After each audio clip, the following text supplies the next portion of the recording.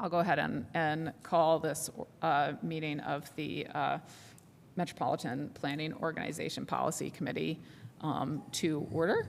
As vice chair, I believe that our chair is online today. And if we could just go around and names and organizations. Let's go ahead and start over on my left today. Julie Thomas, Monroe County Commissioner. Andrew Seabor, serving as proxy for Mayor Thompson. And then Hopi Stossberg, City Council. Doug Horn, Bloomington Public Transportation Corporation Board of Directors. John Kennedy, proxy for Sam Tobin Hochstedt from the Citizens Advisory Committee. Scott Ferris, Monroe County Plan Commission. Linnea Wellings, NDOT, proxy for Rebecca Packer. Good morning. Nate Nichols, City of Bloomington Public Works Department, serving as a proxy for Director Adam Wason. And online. Lisa Ridge, Monroe County Highway Director. Okay, thank you. Lisa's sound isn't coming through very well. Can we improve that at all? Can you hear me now? That's better. I think that it might have been on our end, but wonderful. Okay. Thank you. I've never led this meeting before, so I'm going to have to pay careful attention to the agenda. So first thing, we need approval of the agenda for today. So it looks like the agenda includes some minutes and our usual communications from chair and vice chair, officers, committees, several pieces of reports, no old business, a couple pieces of new business, public comment, and then some more communications. Does anybody have anything that they want to add or comment on? Can I get a motion Motion to approve the agenda. and a second? Second. Thank you so much. We're going to need a roll call on the motion to approve the agenda since we have a member online today. Seabor, Yes. Horn, Yes. Stossberg, Yes. Thomas, Ridge, Yes. Nickel, Yes. Wellings, Kennedy, Yes. Ferris. Yes. Motion passes. Great, thank you so much. First on the agenda then is the approval of the minutes from May 29th of this year. Were there any corrections or comments to be made on these minutes by anybody? Do I have a motion to approve? Motion to approve the minutes. Thank you for that motion and second.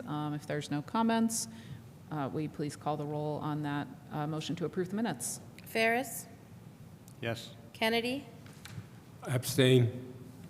Wellings, Nickel, Yes. Ridge, Yes. Thomas, Stossberg, Yes. Horn, Abstain. Seabor, Yes.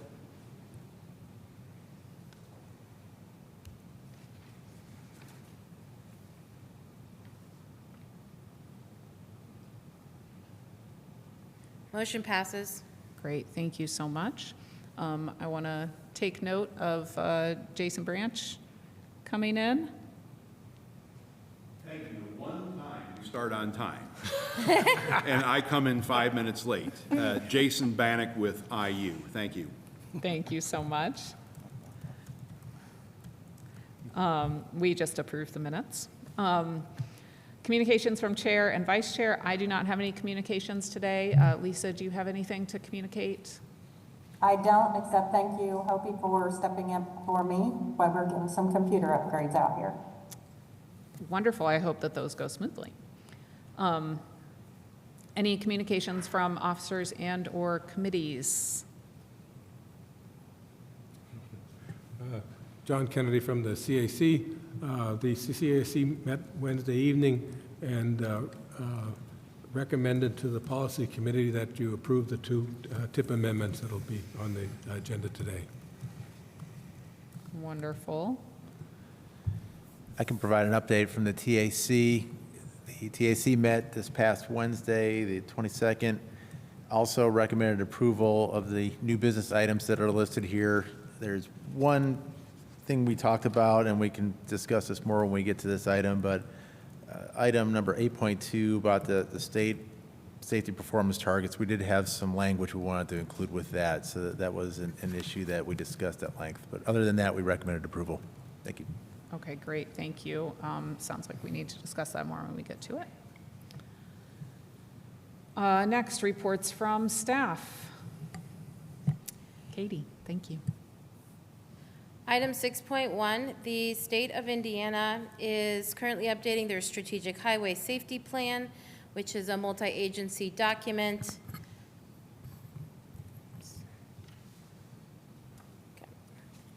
That guides the state's traffic safety efforts over the next 5 years. It is also what will be used to kind of help establish the next targets for the next phase, not the call for projects starting this fall, but the one after that in 2 years. So if you have 10 to 15 minutes, they're accepting public comment through a survey, and it will help NDOT prioritize safety concerns that are most important to you.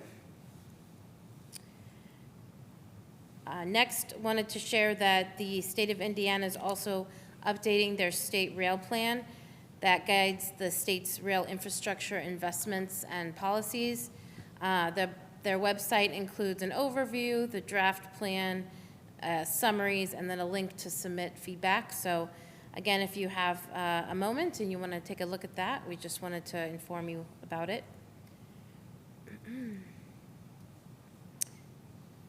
The feedback is all the way at the bottom. Third is another public input opportunity, this time at the federal level. So the Federal Transit Administration is seeking input from the transit industry and the public about how to assess public transportation service quality across realms of safety and security, cleanliness, universal accessibility, service data availability, and reliability. So there's only like 41 comments so far, so, but they're accepting comments till August 3rd.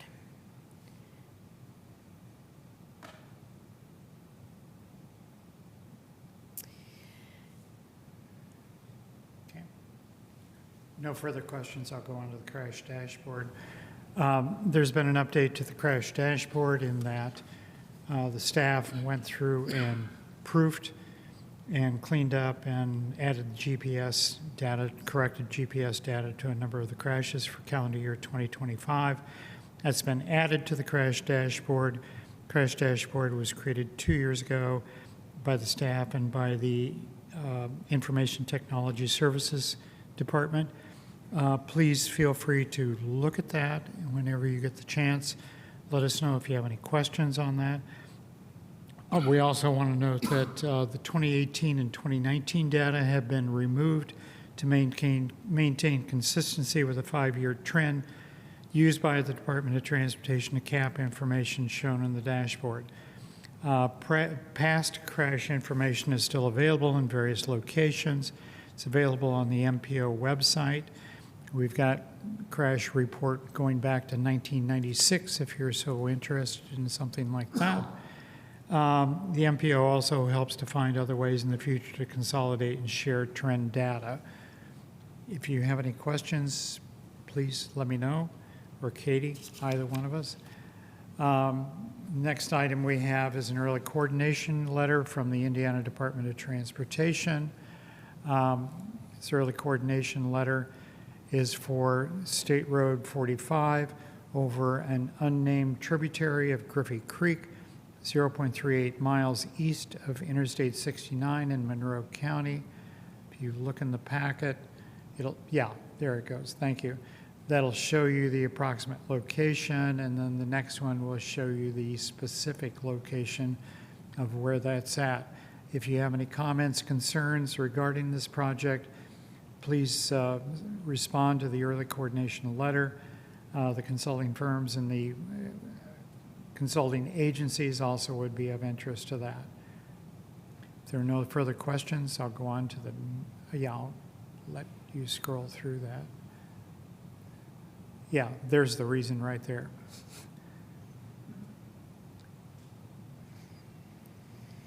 Okay, a crushed pipe, probably 30 years old would be my guess. We also want to let you know about recent Indiana Department of Transportation roadway safety audits that were conducted last week. State of Indiana takes, usually they select the worst of the worst, or the ones they have concerns about from the district offices, and those determine how many roadway safety audits are completed in any one area in any one given year. This year, we had 3 locations that underwent roadway safety audits last Thursday.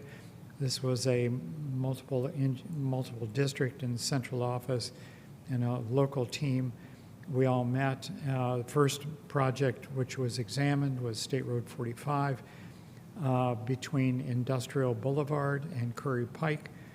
I affectionately refer to this as Wally World. This is the area where you've got Walmart, Sam's Club, and a number of other areas, which is a high traffic. I'll wait till Katie gets down there. This is a high traffic movement area. A lot of turning movements, a lot of what I would call property damage crashes, rear ends, side swipes, turning movements. It's not what I would call a serious injury type of location, but the frequency is disturbing given the volumes that are out there. That was the first one examined by the roadway safety audit team from the central office and from the Seymour district. Second location that we examined was State Road 45 and Kinzer Pike and Rogers Street. I'll wait till you get up there. Okay, this is on State Road 4546. There's been an increase in traffic in the last 2 to 3 years. Went from something like 37,000 vehicles a day up to 42 or 40,000 vehicles a day. We don't know why the increase, probably because of increased development along the corridor. The directional split is a 50-50 on either side of the intersection there.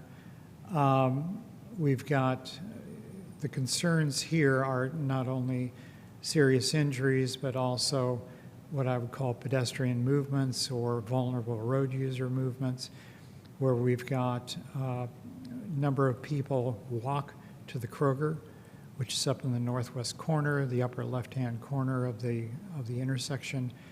A lot of people walk to that intersection, and as a result of that, there's deep concern about vulnerable road users. The traffic safety engineer for the district, Seymour district, as an experiment, went up to that corner and tripped the pedestrian walk on that, activated the pedestrian walk, and we immediately had a backlog of traffic on Rogers Street, and that backlog lasted for almost 20 minutes. We've also got an issue too, and some of that westbound to eastbound movement traffic, they're stopping past the stop bar. Don't know what we're going to be able to do about that. Anyway, we spent almost an hour on this intersection out there observing all of the movements. The roadway safety audit team will report back latter part of September or first part of October on what the alternatives were that were considered and what proposed actions are. The third intersection we looked at was State Road 446 and Morris Pike. I'll wait till she gets down there. State Road 446 and Morris Pike, Lampkins Ridge Road. The concern here is that in 2016, 17, 18, and 19, this was one of the top intersections in terms of crashes, even though it's got a lower volume on it.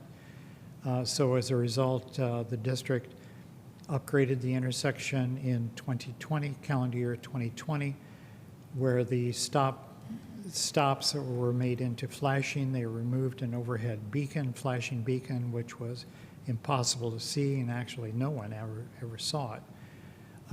Yeah, you can see the flashers right there on the stop. The volumes here are roughly around 8,000 vehicles a day on State Road 446. Some of that is seasonal because you get campers, motorboats, trailers with motorboats and houseboats and all of that that are on the corridor, but that's usually from roughly May until the end of, until Labor Day, and then after that it drops off.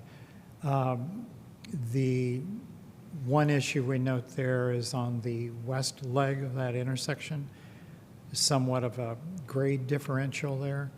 And as a result, the automobiles come up in an eastbound movement and they stop on the stop bar, and actually they're stopping past the stop bar to check their sight distance. The sight distance to the north is almost unlimited, actually. We verified the sight distance to the south, and the sight distance to the south is adequate. And then also, if you're on the east leg of the intersection and you're looking to the south or looking to the north, you've got adequate sight distance. The Department of Transportation also added a left turn movement there. So if you were northbound on 446 and you wanted to go westbound on Moores Pike, you could do so. And that reduced a number of the right angle accidents or crashes, property damage crashes, but still it's a problem again. We discussed the idea of doing a minor roundabout at the intersection, but the problem with the roundabout is you've got all of the utilities, you can see those there. The utilities up above, and you'd have to have a massive relocation of that. We also talked about the idea of making it a four-way stop, but I don't know if that really meets the warrants since the volumes on State Road 446 are much greater than they are on the other two legs. Anyway, the audit team will take all of this under consideration. Again, give us a report at the end of September, the first part of October, and we'll make sure that everybody is aware of what happens there. And that's all I've got in the way of roadway safety audits, unless anybody has any questions. Okay. If not, we'll move on. Next item, the MPO will be issuing a fiscal year 2028-2032 call for projects. We'll be doing that middle part of August or the end of August. The funding, which we've got projected available, normally we would have a total of approximately $5.5 million available for funding. Projection, though, is that we'll only have somewhere around $4.6 million available. So a real dollar loss and an inflationary increase in costs. We'll be including in that the normal, what I would call surface transportation block grant projects. We'll also have what I would call the normal highway safety improvement program call for projects. All of that will be, well, we'll have a 30-day period for all of the LPAs to respond. The LPAs would include Town of Ellisville, Monroe County, City of Bloomington, Bloomington Transit, and Area 7 Agency on Aging, or what's called Rural Transit. Be happy to answer any questions anybody may have on that. We'll have much more on that at the next meeting next month. Do you know the dates that you're going to do the call for projects, Pat? I'm sorry. Do you know the dates of when you're going to put out for the 30 days? We're looking at mid-August to the end of August, and then it would be 30 days after we issue the call. Tentatively, right now, it's the last week of August. We want to give everybody 30 days, which should be ample time. And the last 2 to 3 months, we've been saying, beware, beware, the call is coming. so that way it's not, and no one's caught by surprise. Some of these may be new projects, and some of these may be continuation of existing projects that are already programmed in the current Transportation Improvement Program. Does that answer your question? Yeah, it does. I was hoping it was going to be earlier in August, but that's what I was trying to plan on. I appreciate it. Thank you. We can make it earlier if you want. I would take it earlier. But whatever works for everybody, we'll make it work. Okay, well, yeah, I mean, we have a draft package put together and we have a draft schedule, which has been assembled for several months. Whether we can meet that schedule or not is dependent upon the Indiana Department of Transportation Central Office. Central Office will be doing their call for projects in the middle of the first week of September to second week of September. And then they will be having a series of public meetings at the Seymour District in September initially, and then they'll also have another one in October. NDOT is looking to have their statewide transportation improvement program adopted somewhere around March or April of next year, which makes us nervous because Federal Highway Administration has been challenged in terms of reviewing everything because of staff shortages. So Katie and I are being very aggressive on what we're doing to allow ample time for Federal Highway review. Okay? Any other questions? Okay, thank you.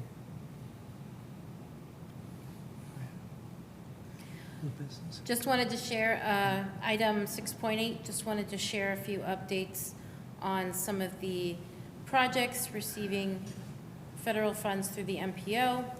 So the city's downtown curb ramp improvements, Phase 4 project, the letting date was changed from October to December of this year due to consultant submission delays.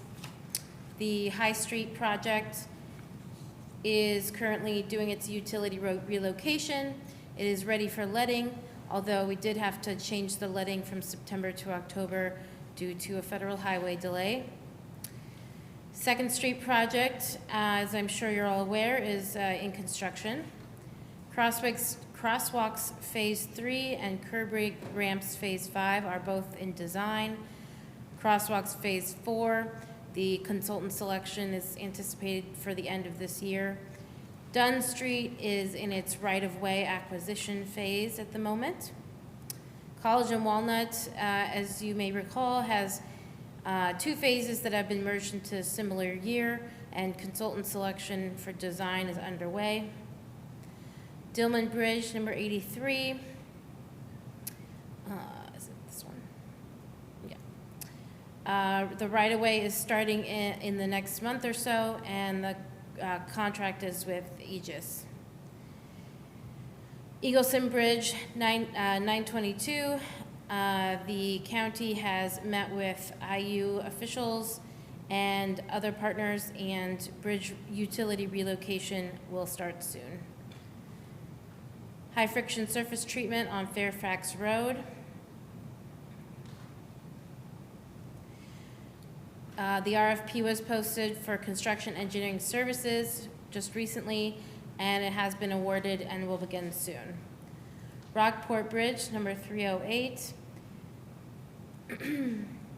is under construction, and anticipated completion is tentative, but perhaps around October. That road, bridge number 79, has been executed and is starting the federal aid process. That's this guy right here. And in terms of NDOT projects of interest, the intersection improvements on SR 45 and Pete Ellis, between Pete Ellis and the bypass, utility relocations are in progress. No utilities have indicated they will close Pete Ellis or SR 45 during their relocations. However, there will likely be lane closures during the relocations. And the only utility that really needed a lane closure is CBU Water, City of Bloomington Water. and they are coordinating with the contractor to install during their lane closures. And then if you see the link to the spreadsheet that's in the agenda, there's more detail on timelines for utilities, utility relocation, that more detail than you ever wanted to see. And let's see, any other questions?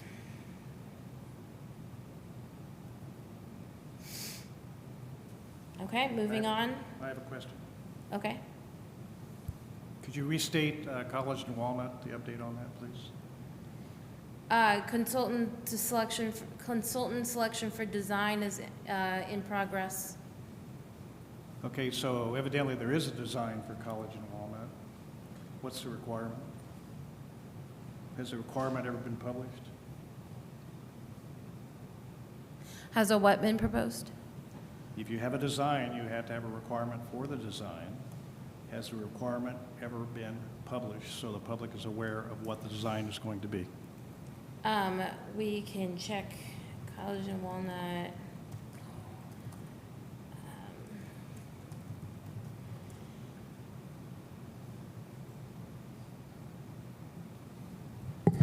Director Seabour can speak to this a little bit. Yeah, I don't believe that anything has been published formally yet. Yes. Yeah, that's my understanding is the city's ongoing corridor study for College and Walnut is still pending. I know that's been a discussion in these meetings in the past.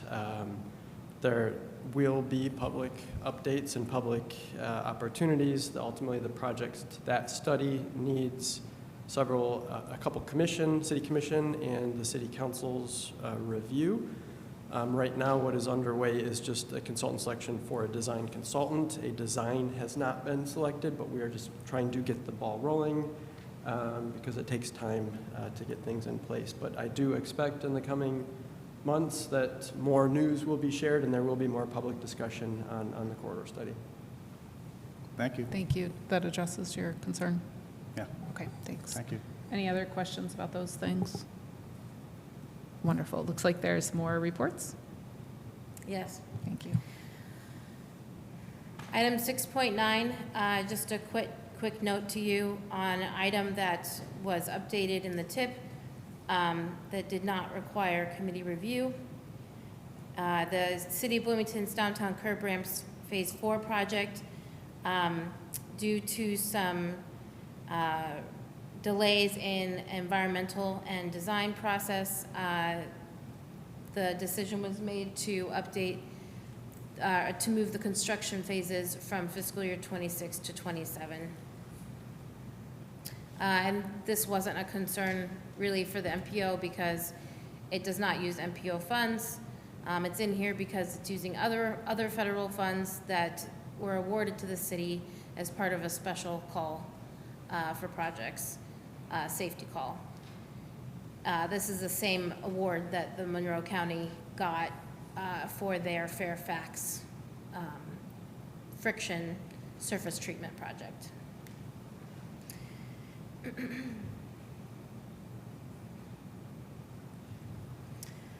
Okay, item 6.10. So this is simply a document for your information for now to get you introduced to the concept. So this is more information on the amendment modification process. So this describes this multi-layer process that we have to go through. It has various levels of review at federal, state, and local.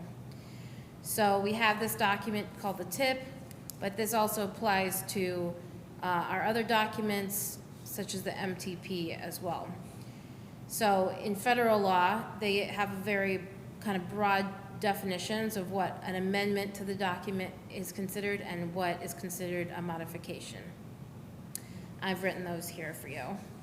And then at the state level, they have more specific standards in terms of how they take those general federal definitions, and they've coordinated with Federal Highway to come up with these standards of how they treat or what they determine as an amendment or a modification.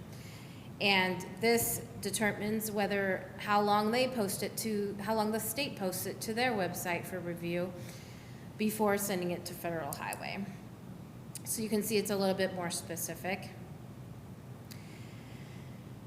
And then we also have our own level of review locally, and where we can create our own policy for what you guys would like to review and see before it then gets sent to NDOT and ultimately Federal Highway.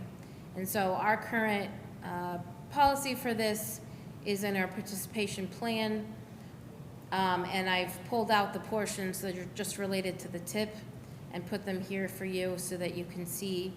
Now, we haven't been following this to a T. I've actually just been giving you way more specific changes than this for a long time now, just so that you all can see as much as possible. So we've been showing you more specific things, but this is the process that we have right now, where we have a major amendment section, and those require 30 days of review, and all committees can see those changes.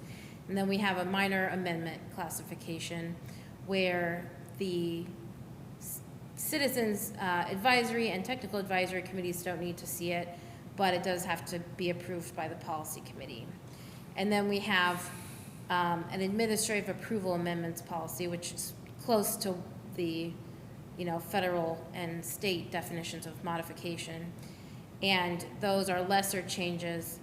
And we, at one point, dictated that it does not require the 30-day comment period, does not require CAC and TAC review, and it only requires a 3-day notice to policy committee members via email.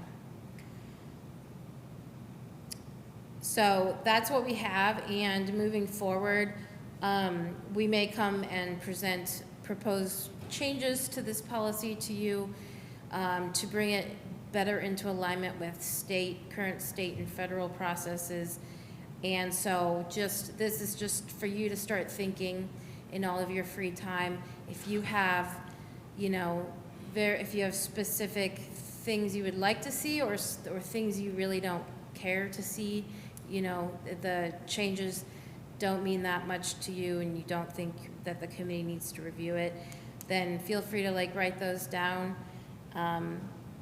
and save them for a time when we propose some changes to this policy.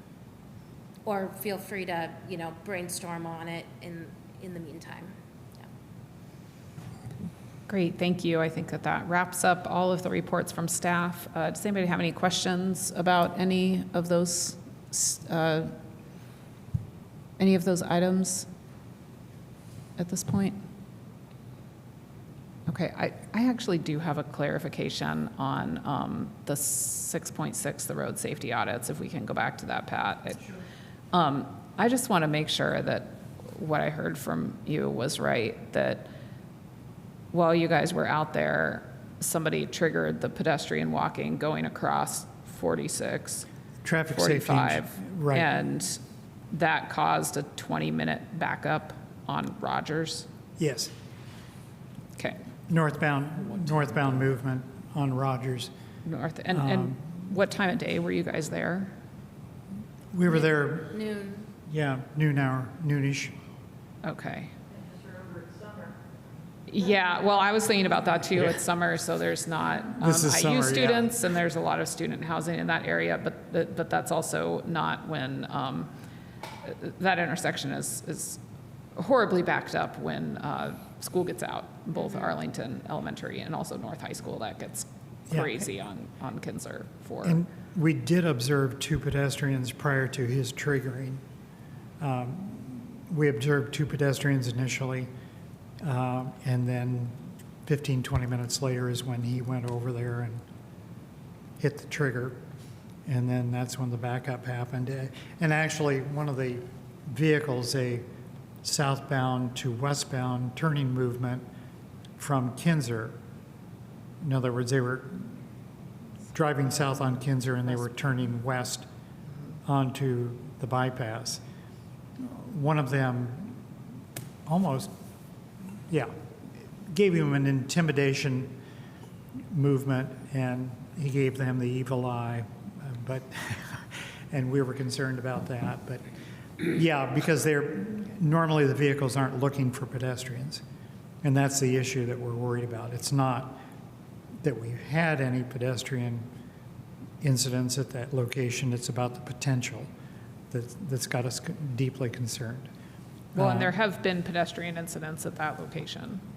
In the past. Yeah. In the past. And then the Department of Transportation also has in a longer range program, putting a pedestrian sidewalk on the north side of the bypass between College Walnut and Kinzer. That sidewalk would be a protected sidewalk with a barrier wall. But that is probably 4 to 5 years out before construction would begin on that. That would facilitate the safe movement of pedestrians in that area, at least on the north side of the bypass. But that doesn't necessarily address that intersection specifically itself. Yeah, it certainly doesn't help the crossing distance. Okay, thank you so much. And we did discuss a wide variety of options and taking into consideration, the bridge project of NDOT's, the pedestrian bridge to the west. That project is forthcoming, and then the sidewalk that Pat was speaking about, and even talking about cascades, and what is the best, path, way to create that path across the bypass using all of those elements.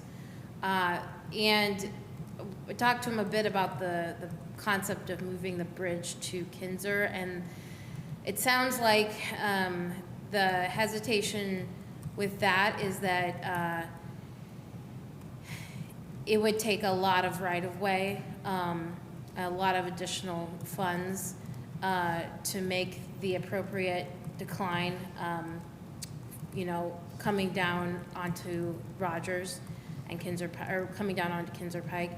And another alternative would be to create a tunnel underneath the highway, which it sounds like they're hesitant to do because they fear vandalism of lights and folks, just the unsafety feeling of the tunnel,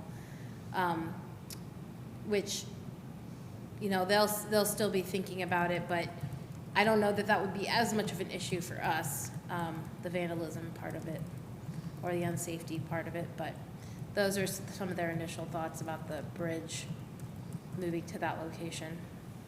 Okay, thank you. Was there any consideration about narrowing the road there at all? Because there's like significant shoulder and quite wide lanes, and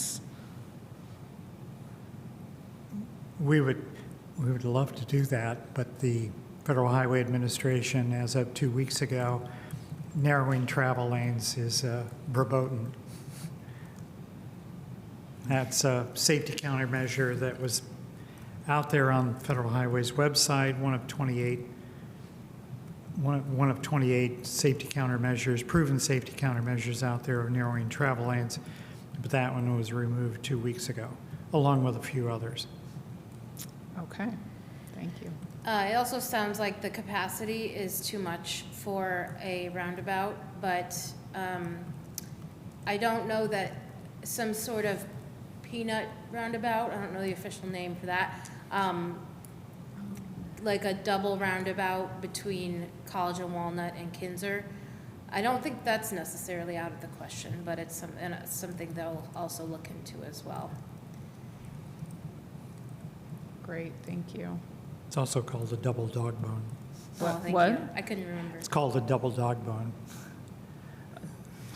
Double dog bone? Yeah, double dog bone, yeah.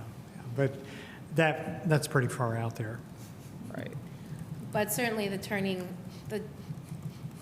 even if lanes can't be reduced in size, the turning radius is pretty large, and doesn't require cars to really slow down very much, which is a primary hazard for pedestrians. So, I do believe that's something they'll be working to address. The question is, how big of a change are they going to make, you know, and how much funding will it require? That was another thing, the 85th percentile speed on the west side of that intersection was 55 miles an hour, even though it's posted 45. They're coming off of the interstate or coming off of what I would call a modified freeway, and they're still up to speed. The 85th percentile on the east side of that intersection was only somewhere around 50 to 45 miles an hour. So it was within the speed limit on the east side.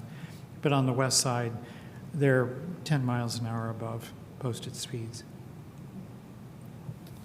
Great, thank you so much for all of that additional information. Any other questions, Mr. Ferris? I wasn't going to bring this up, but I think it's relevant. Number one, with respect to when these audits are conducted, I mean, the point was brought up. Could you these move your things really- microphone closer? Sorry. Yeah, we can. How about now? That's better. Okay. I wasn't going to bring it up, but I think it's relevant, and it was brought up just a couple of minutes ago. All these audits should be done when the students are here. Because all around Bloomington, as we well know, it's saturated. Right now, it's a pretty pleasant drive in certain elements of the city right now. So I would suggest that in future audits, and there may be a timing issue, et cetera, because of when these reports are due, but I would suggest that they be done when the student population is present, because you're going to get a much different picture when the students are here than when they're not. The second point that I would bring up, and it's really a question, and that is that for years now we have brought up the issue of public safety with respect from this is 10th Street, from Grandview all the way up to Russell Road, and those folks who are familiar with that roadway over there. There is no shoulder, it's very narrow, there are no sidewalks, and because of the increased student population, because of the more apartment complexes, because of the church, which has now expanded exponentially, and the school there and such, and we have people walking along that roadway there, pushing strollers. I've seen skateboards. I've seen all sorts of folks being exposed, particularly when you go from Grandview going east as you come over that hill. You cannot see people on the other side. So from an audit standpoint, has this piece of roadway between Grandview up to Russell Road, after hearing some of the concerns I've heard on the ones that you're actually talking about, has that ever reached the level of an audit? No. It has not reached a level of audit. On Stewart 45 from the bypass to Pete Ellis to up to Russell Road, no. There's not been an audit done on that. Even though we have had a fatality down now, they're now on the bottom of that hill there as you go up towards Smith Road. These audits are selected on a statewide basis in relation to other corridors in the state. And so from a process standpoint, do we, this body, or are you representing our, as the MPO staff into Seymour, do you get a chance to provide an input? Well, Pat, there may have been an audit done in the past because Russell Road down to the bypass is slated for projects. I mean, that's possible. Those projects are in Yeah. the timeline. I don't think Yeah, it would have possible. made it to the point of being scheduled, you know, for state funding if there hadn't been a safety audit done at some point, but it was likely years ago. Okay, so that the argument, well, the data point would be that if it's a scheduled project, then an audit is not something you would normally do on a scheduled project? Is that No, true? I'm saying it is something you would do on a project before it gets to the point of being scheduled for funding, yes. So there likely was a safety audit done at some point. I'm unaware. It just may not be in our memory of things. Okay, the only point I'm making is that the project for from essentially Pete Ellis all the way up to Russell Road has been pushed to FY 31, I believe. 32. I think that's 32. And so if you in fact had an audit that talked about an increased public safety requirement, that would help facilitate hopefully moving that project up to be completed at an earlier date. That's my only point I'm making. Since that project has made it to the point of getting on the schedule for state funds, then my point is there is likely already a safety audit that has been done for that entire stretch. But I encourage you to, if you want to submit an INDOT for you ticket, to ask. That's something you could do. All right, you've answered my question. Thank you. Great, thank you very much. Are there any other questions on the reports from staff? Okay, let's go ahead and move on then. We don't have any old business on the agenda. New business, we have resolution FY 2027-01, proposed changes to the 2026-2030 BMC MPO TIP. Yes, we have some changes to make to the TIP. The first is the addition of a new INDOT projects, 2 of them, although they are, the general category is already in the TIP. So we already have fiscal year funding for 7 and 8 in here for traffic signal modernizations at various locations in the Seymour district, but they are adding on some projections for 29 and 30 funding. Again, this is not specific to us yet, but it could be, there could be some of these projects for us in the future, and getting it in our document helps speed up all of the approval processes in the future. Similarly, the second amendment is we'd like to add 2 INDOT projects for raised pavement markings at various locations in the Seymour district. Again, this is already in the TIP, but this is an addition of funds projected for fiscal year 29 and 30. This is also general category funding for the Seymour district, which is the district we're in, and more specific allocations will be determined at later times.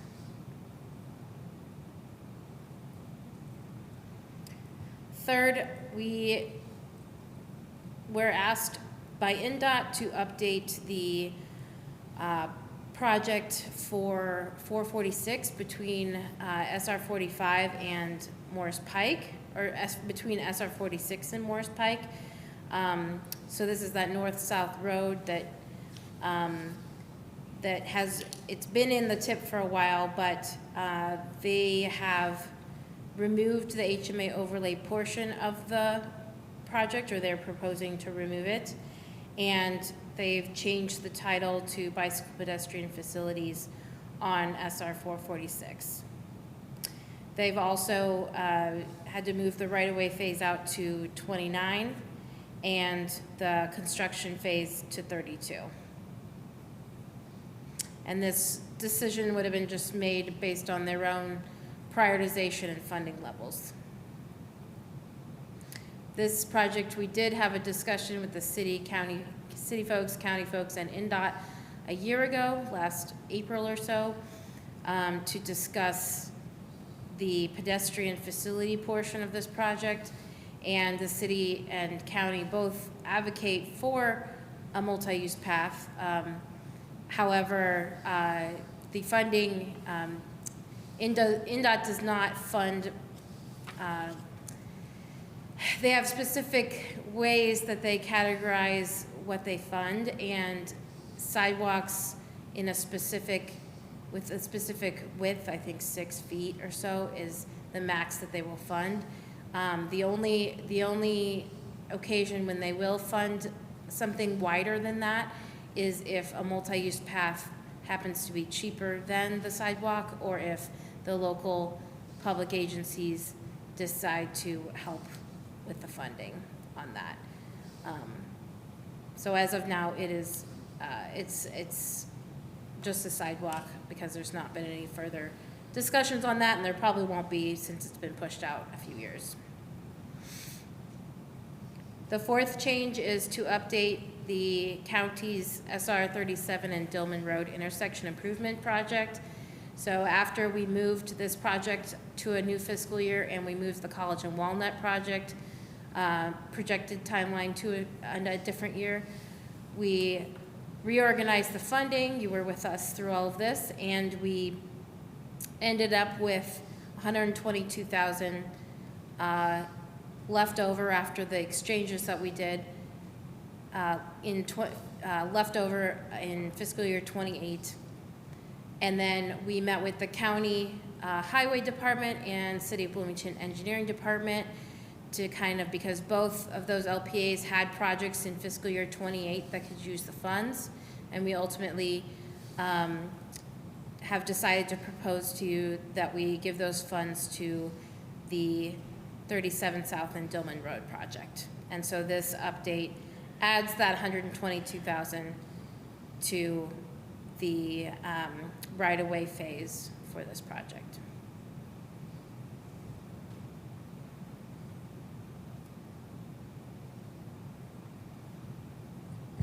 Thank you.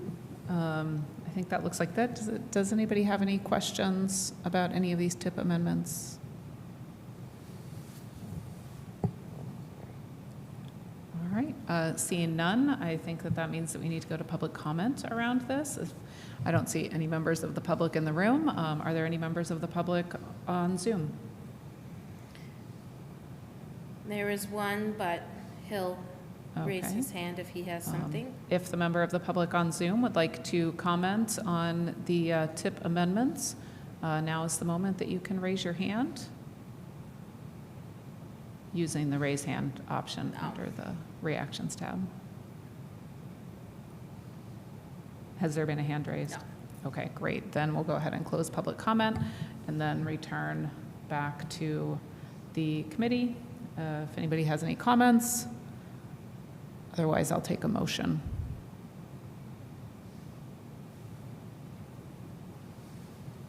Would anybody like to move approval of? I'll move approval of Resolution FY 2027-01, proposed changes to the FY 2026 to 2030 MPO TIP. Do I have a second? I'll second. Thank you so much. With a motion and a second, will you please call the roll on approval of Resolution 2027-01? Nickel, Yes. Seaboard, Yes. Horn, Yes. Strasburg, Yes. Bannock, Yes. Thomas, Yes. Ridge, Yes. Kennedy, Yes. Wellings, Ferris. Yes. Motion passes. Thank you so much. Let's go ahead and move on to the second piece of new business, Resolution FY 2027-02. Okay, the resolution is on page 32 and 33. On page 34, beginning of page 34, is a memorandum from the staff concerning the national performance safety targets required by the Indiana Department of Transportation for the Federal Highway Administration. These are for calendar year 2027 performance targets. This is part of the National Transportation Performance Management System, required as a strategic approach for using system data to make informed investment and policy decisions to achieve goals established by the Congress. The targets, the measures, performance measures, which we identify as targets, they identify as targets also, include the number of fatalities, the rate of fatalities per 100 million vehicle miles traveled, number of serious injuries, the rate of serious injuries per 100 million vehicle miles traveled, the number of non-motorized fatalities and non-motorized serious injuries. Going down into, well, they use a 5-year rolling average. I'll go into the details of the data, the statistics here in just a minute. But we use our 5-year rolling average to come to these numbers. The state of Indiana's calendar year 2027 safety performance targets include fatalities at 777, the rate of fatalities at 0.97 per 100 million vehicle miles traveled, number of serious injuries 2,900. The rate of serious injuries per 100 million vehicle miles traveled, 3.62. And the number of non-motorized fatalities and serious injuries equals 453. Now, this reflects a 2% straight line reduction as published in the Indiana State Highway Safety Plan in 2022. The baseline, I'll go down to the graphs here, if my mouse works. Okay. Go down to the graphs, the data, I'm sorry. The first year, I'm going to do a deep dive on all of this so that way all of you understand exactly how the numbers come about, because there have been questions in previous years about how did they derive the numbers that they achieved or the targets they hope to achieve. First table there is the state of Indiana fatal and serious injury crash data from 2014 to 2025. You can see the fatalities were at 745 back in 2014, and in 2025 there were 844. Now the volume on that is per 100 million vehicle miles traveled, 791.71 back in 2014, up to 997.02 in calendar year 2025. If you adjust that for the fatality rate, in other words, what your volume is for the number of fatalities, you can see it was 0.941 back in 2014, and then in recent years, in 2024, 0.876, and in 2025, 0.847. Serious injuries, there's been no definitional change on fatalities. A fatality is a fatality. But on serious injuries, there's been a series of definitional changes on what constitutes a serious injury. Prior years, serious injury was determined by the officer completing the report in the field itself. If he or she determined that somebody was seriously injured, it was marked as thus. And then in more recent years, it was if they required a transport to a medical facility or a hospital, that was classified as a serious injury. And then the definitional change, again, came about just in recent year, and that is much more specific. I won't go into the detail on what that is, but we're looking at serious injuries. What the definition was 3 different factors. But anyway, going back to 2014, 3,338, and then in 2025, you're looking at 4,498. Serious injury rate there, 4.215 in 2014, 4.511 in 2025. Non-motorized fatalities and serious injuries, these are the total for the state of Indiana in 2014 through 2025, 461 in 2014, 519 in 2025. The non-motorized fatalities, these are pedestrians and bicycles, and then I was informed yesterday that this also includes buggies, horse-drawn buggies. It has to be a vehicle to a non-motorized type of movement. In other words, a pedestrian or a scooter to a pedestrian or a bicycle to a pedestrian doesn't qualify in these statistics. You can see the non-motorized, we went from 90 back in 2014 to 126 in 2025. Non-motorized serious injuries, again, this is subject to the caveat of what is a serious injury. It's been a moving definition from 2014, 371 to 393. Then if you go to the next table, looking at this as a 5-year rolling average, 5 years, what I would call data smoothing. This is a statistical methodology required by Congress, through Congress and the Federal Highway Administration.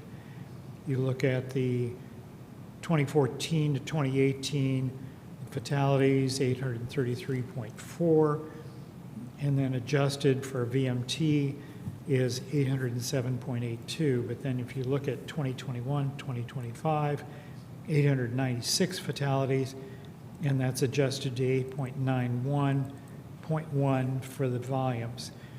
The rate of fatalities then is 1.03 in 2014, 2018, 1.18, slight rise in 2021 to 2025.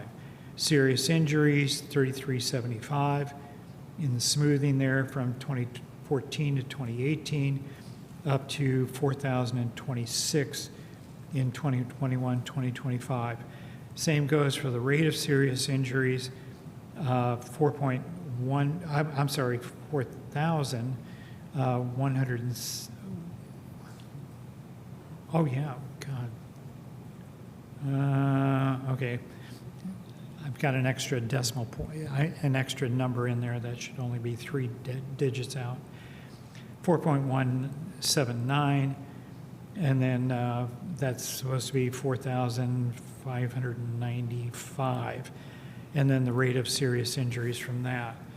Then boiling that down to the next table, the final table,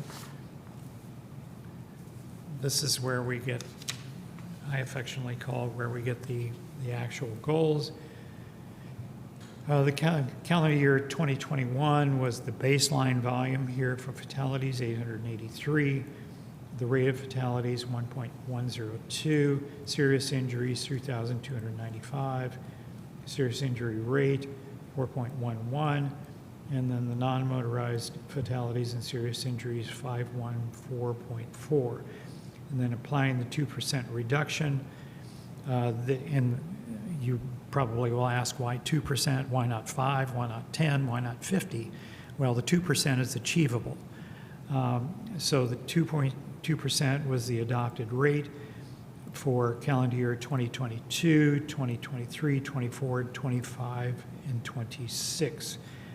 You can see how it performs. There's been a drop in the fatalities from 2023, 4, 5, and then in 6 in terms of the targets. Then you look at the serious injury rates. There's also been a subsequent drop there too. The non-motorized and serious injuries, you'll see that that one is actually dropped also. And then the targets, which are in the memo, in our staff memo, reflect the current targets that the Department of Transportation has that they will turn in to the Federal Highway Administration at the end of this month. 777 fatalities, 0.969 the rate, 2,899 rounded up to 2,900. For the serious injuries, the rate there is 3.61, and then 452 well, actually 453 is what it'll round up to. And that's a lot of data, but I wanted to show you exactly how this came about, so that way you get an understanding of the process. I'll be happy to answer any questions anyone may have. Thank you. Does anybody have any questions? Might just make more of a comment than a question, but at the TAC level on Wednesday, we saw this exact same presentation that Pat just provided. And I think it's fair to say that, you know, we always struggle with this, the rate of fatalities, and we understand what NDOT is presenting here, and we also understand that these are maximum numbers, but I think it's pretty safe to say that it's sobering to see these numbers, and being asked to approve these every year kind of makes us talk a little bit at the TAC level about just overall goals and safety. And I think ideally we at the TAC would like to see a 0 fatality rate, and that's something that, although again this is constrained by NDOT, and this is, you know, they have their own limitations here as well, and they're certainly looking at safety as a priority, but I think we felt comfortable in saying that, you know, we could accept these numbers, but we'd like to put a asterisk or disclaimer, or however we want to note that here, that we should have 0. And so really kind of the crash targets and fatalities really should be, that should be the target. So TAC came up with some draft language, and we'd like to offer that as maybe some good language to have here at the policy committee as well. I'd like to add to the Indiana fatality crash profile from 2021 to 2025. Fatalities predominantly in rural sections, predominantly on local routes. Predominantly, they involve roadway departure. In other words, the vehicle went airborne, which indicates excessive speed. They typically are a younger driver, somewhere under the age of 26. And also, it also involves passenger vehicles, not commercial vehicles. The typical serious injury for the same crash profile for 2021, 2025, predominantly urban, again, local routes, predominantly turning or ankle movements and roadway departures.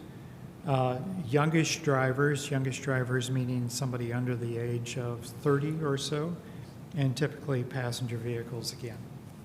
So these are, the Department of Transportation has a limitation on what they can do with the state route if the issues are on a local level.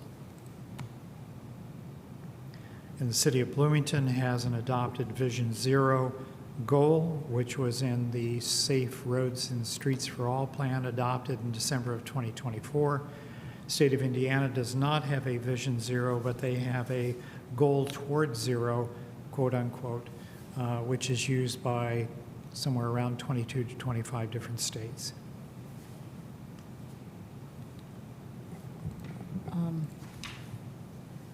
Nate, would you like to share the proposed language from the TAC? Pat, I think you just had it up there. There it is. There we go, right here, this disclaimer.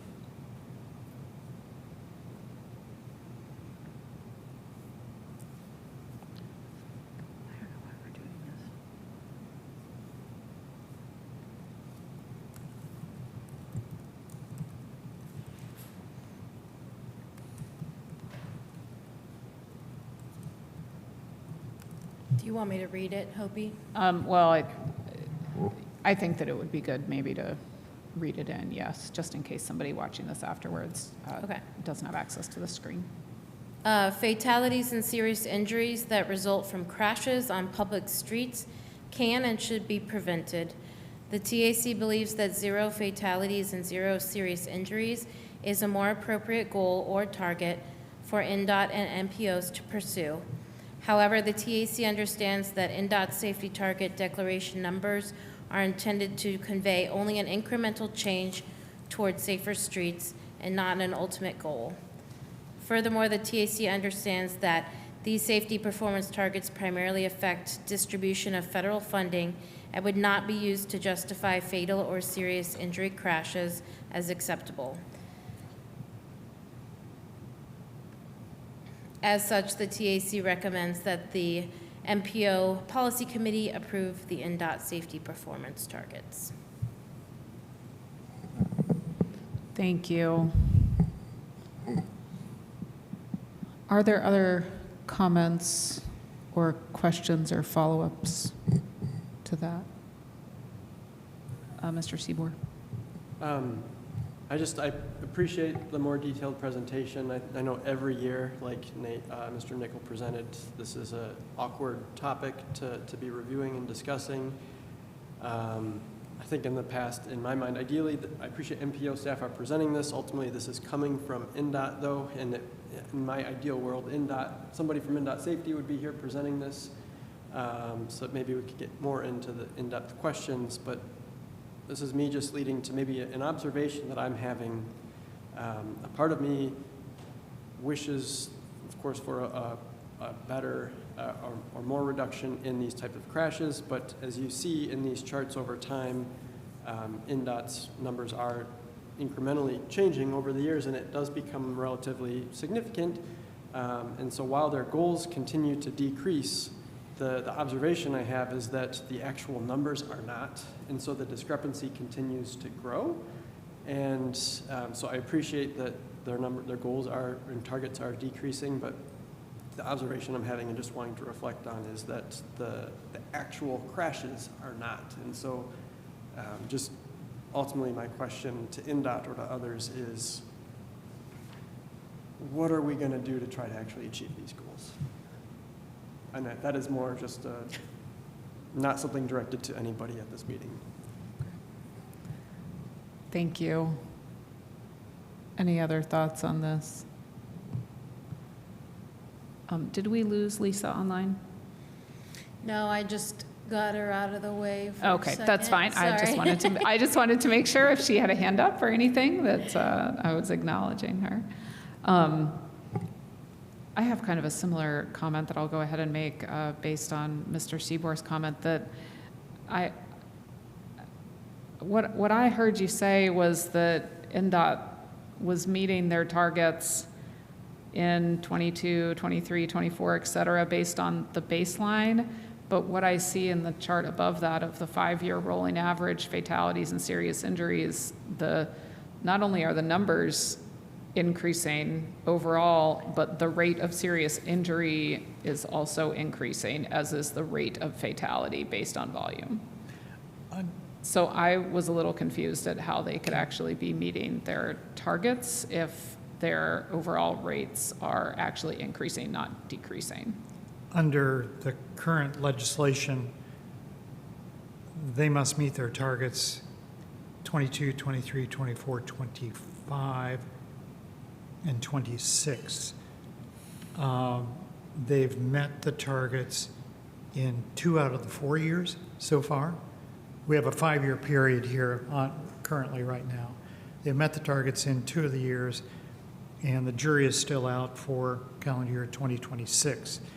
The fatalities have actually gone down. The serious injuries have gone up. And going back to what I'd previously said, this isn't the Indiana Department of Transportation. They're happening on a local level, outside of the jurisdiction of the Department of Transportation. So if they fail to meet 3 out of the 5 years, if they fail to meet 3 out of the 5 years, there'll be a reassignment of funding to Highway Safety Improvement Program projects. Won't be any net loss of funding, but it'll be a reassignment to HSIP type projects. INDOT has only a certain amount of control over this because it's the entire state.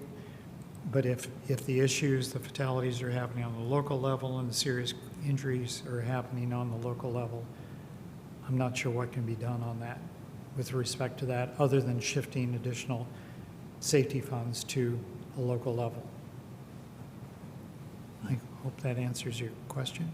Well, no, I guess I'm still a little confused because, we have a couple different charts here. One is the actual year-over-year data, and one is the 5-year rolling average data.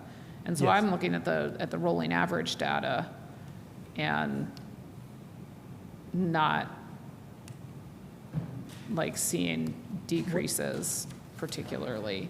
Yeah, But the individual years, sometimes there are decreases and sometimes there are increases. So is it that to decide that compliance, we're looking at the single year?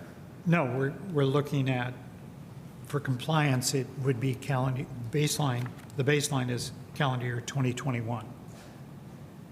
Okay, so it is looking at the Yeah, individual year. the last chart. Yeah, the Okay. baseline is calendar year 2021. So Okay. the real target years are 22, 23, 24, 25. Okay, as and individual 26. years? Yes, Okay, as all right, individual years. And then that will be thrown into a rolling average okay, once those are over with. Okay. Yeah, the rolling average could be somewhat confusing in that you could conflate that with current, and it's really to just show performance more than anything else over time. okay, great. And again, the definition of what's a serious injury has been fungible over the last 3 times. 3 times it's been fungible ever since 2014. Okay. Mr. Horn? You mentioned that a portion of these statistics fall within a local jurisdiction outside of the state's control. Do we know in our MPO district how we are contributing to that sub-statistic of local numbers? Yes, we've got that data. I don't Are have we it. helpful or hurtful? Well, fatalities are extremely rare, so it's almost like a lightning bolt coming down as an act of God. Well, that's good Yeah. news, I suppose. So, however, we investigate all of those aggressively, immediately, to examine, is there a causal factor there that in the roadway performance or operation or whatever. The serious injuries, I believe those are down, but I don't have, I mean, that's something we don't have at our fingertips right now. But that's something that as a body and as participants, various entities can work on Yes. to help meet the goals as suggested by the Technical Advisory Committee. Yeah, I know the city, this county and this city have been very aggressive. Whether the balance of some of the other counties and communities in Indiana which have what I would call fiscal challenges or professional service challenges, in other words, they don't have the engineering staff, that's a different story, particularly in the rural areas. Urban areas, it's very aggressive. That's really helpful. Thank you, Pat. Yeah. I don't know if you were here a couple meetings ago, we provided some crash data. I missed May. I did miss May. It's showing up here, but it's also linked on our website if you want to go to the crash data page. There's a memo where you can see, or look in the previous packet, you can see the summary of 2025 crash data, as well as some of the past trends. Fatalities have increased. However, within the MPO area, where did it go?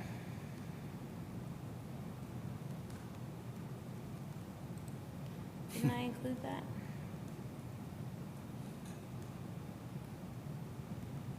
Oh, okay.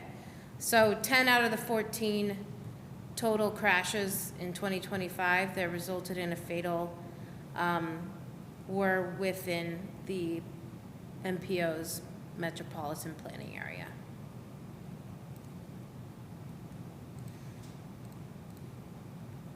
"43 out of 62 of the total crashes resulting in serious injuries were within the metropolitan planning area."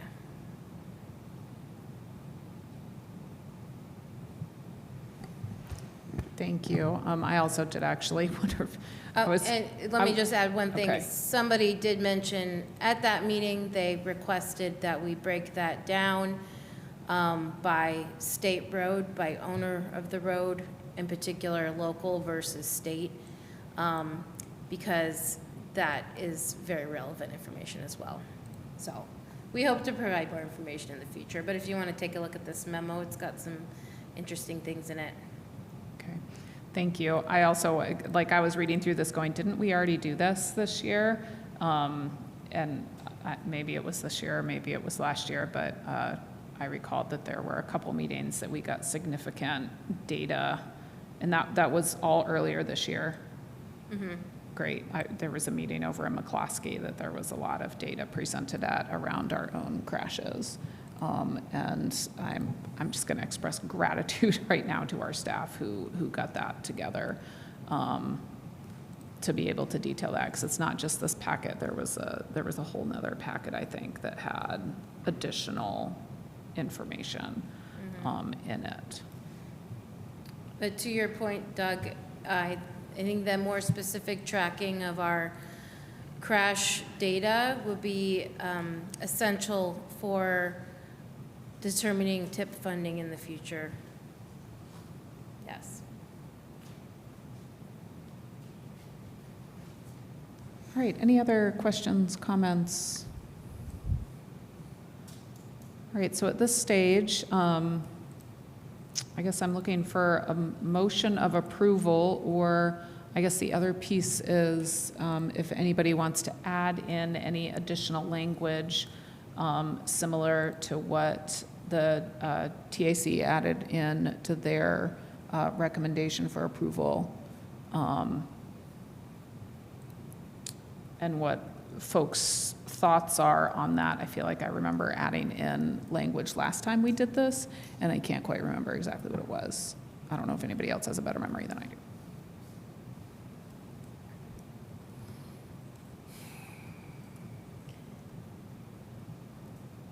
do. I do have that. I can bring it up in a minute if you want. I think that would be great. You have the language that we kind of like added in last time. Yeah.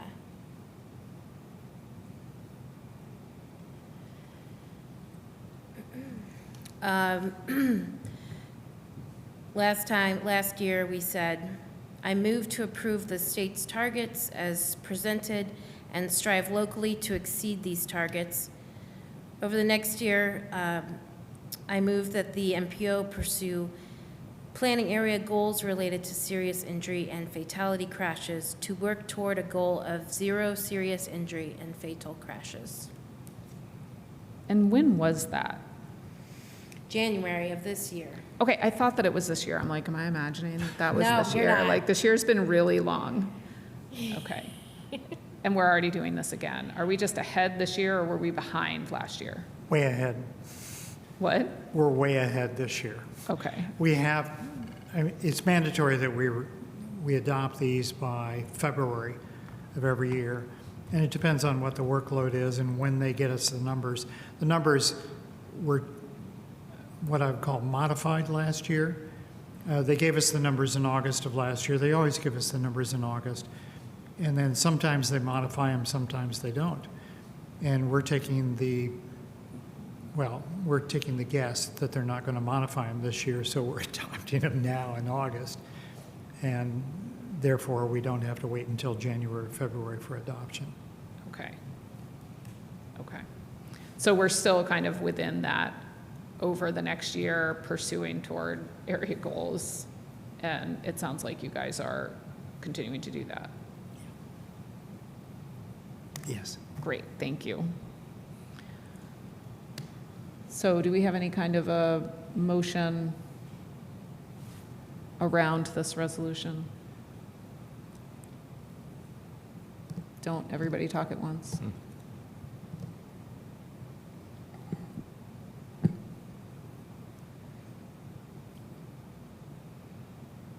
I taught high schoolers, so I can just sit here for a while.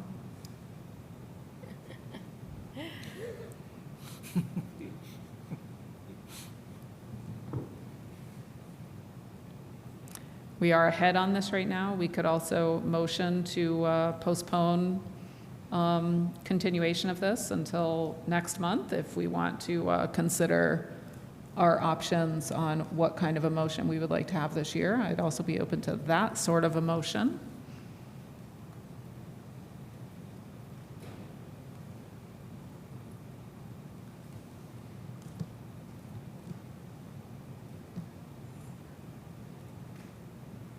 And I just remembered that while y'all are thinking about that, we can go to public comment. There are still no public commenters in the room, but if we still have the member of the public online, if they would like to comment at all on Resolution 2027-02 regarding the Indiana Department of Transportation safety performance targets, now would be the moment that they can raise their hand.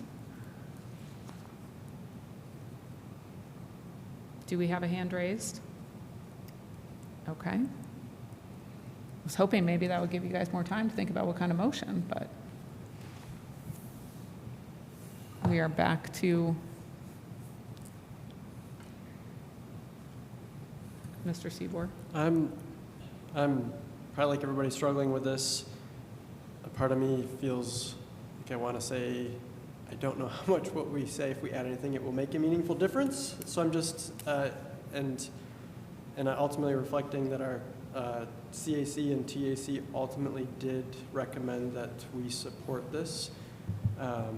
So I'm going to make a motion to do that. I also, if somebody feels has strong opinions otherwise, like it could be deferred. We could add an extra therefore statement if somebody wanted to develop that for a future meeting, but just for the sake of time and for discussion purposes, I move the MPO Resolution FY 2027-02 adoption. I move approval of this State of Indiana DOT calendar year 2027 safety performance targets. Thank you. Is there a second? I'll second. Okay, I'll give that second to Mr. Horn, I guess. So there's a motion and a second on the table to adopt as is. So this is the moment if somebody would like to potentially add an extra clause or whatnot, this is the moment where you should speak to that. Otherwise, we'll do a vote. This might be an Nate? opportunity we could potentially even, if we feel not like this would be appropriate, we could just literally take the TAC language and basically include this with our adoption if everyone feels comfortable with that.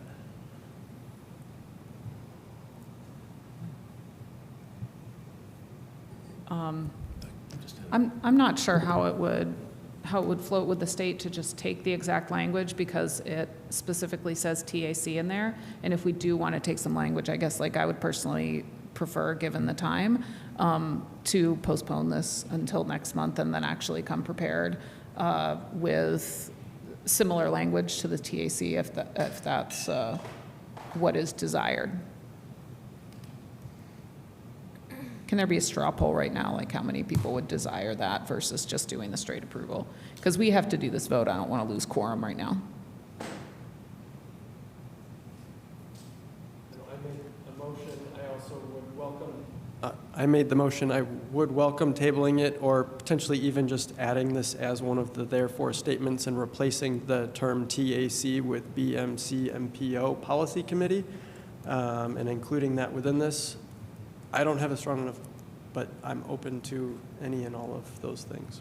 If that's the only thing holding us back is the language, I think we're all in agreement on the intent here, so we can maybe wordsmith this quickly, and if everyone feels comfortable with the language, we can proceed. If not, I don't think we're under a time crunch, so if we did punt this to next month, I don't think that's a concern. Okay. I just saw Katie is making some quick amendments on the fly. It now reads, fatalities and serious injuries that result from crashes on public streets can and should be prevented. The BMC MPO Policy Committee believes that 0 fatalities and 0 serious injuries is a more appropriate goal or target for NDOT and MPOs to pursue.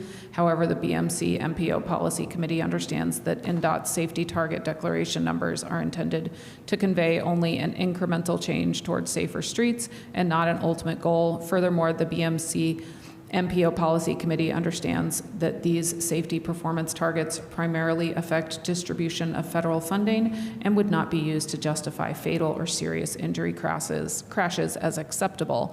As such, the BMC MPO Policy Committee approves the NDOT safety, can we scroll up?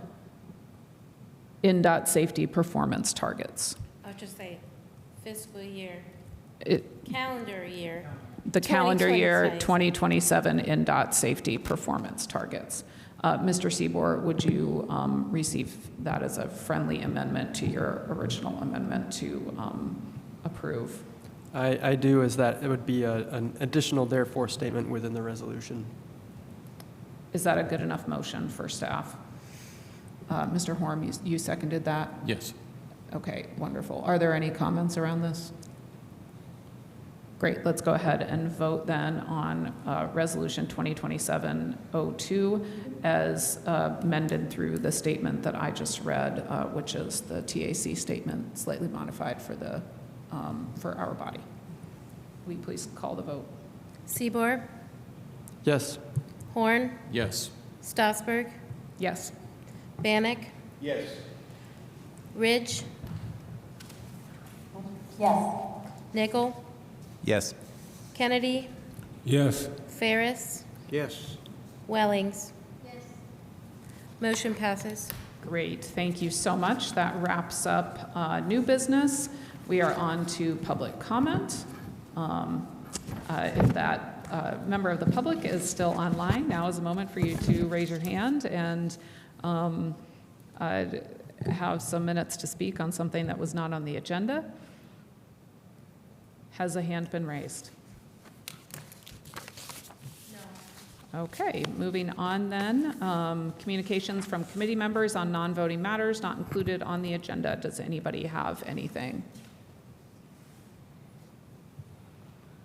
Seeing none. Upcoming meetings, we have the Technical Advisory Committee meeting on August 26th at 10 a.m. We have the Citizens Advisory Committee meeting, also meeting that same day at 5:30 p.m. And then our next Policy Committee meeting is August 28th at 10:30. And if there are no other announcements, we are adjourned. Thank you.